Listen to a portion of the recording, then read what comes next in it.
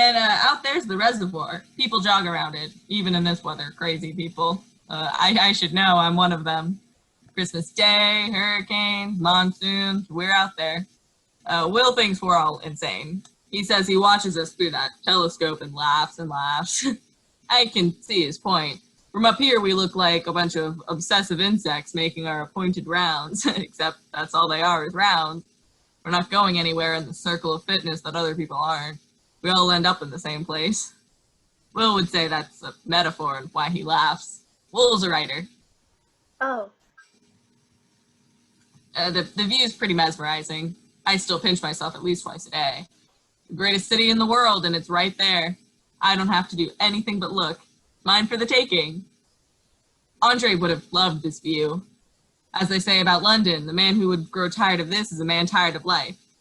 Can I show you around? I'm fine, thank you.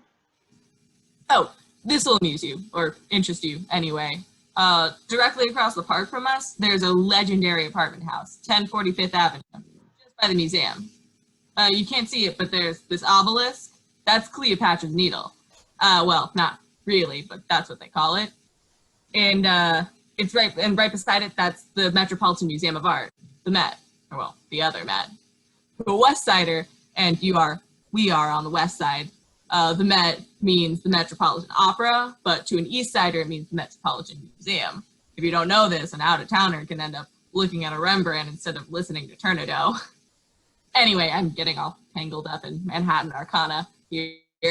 We have a very good view of 1040 Fifth Avenue. That's where Jackie lived. Jackie O, Mrs. Onassis, Mrs. Kennedy. I know who you're talking about.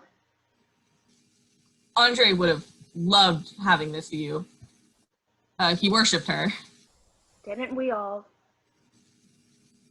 Can't you see him waking up every morning and bounding over to that window and waving across the park to her? Bonjour, Jackie. It would have been a ritual. I thought that might amuse you.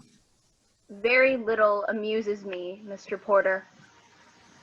It was an unfortunate word choice. I'm sorry. And please, it's Cal. Who lives there now? I don't know. Rich Republicans, I suspect.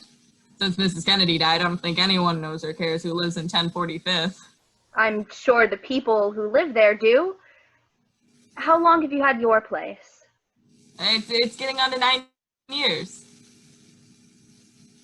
The last address I had for you was on Perry Street.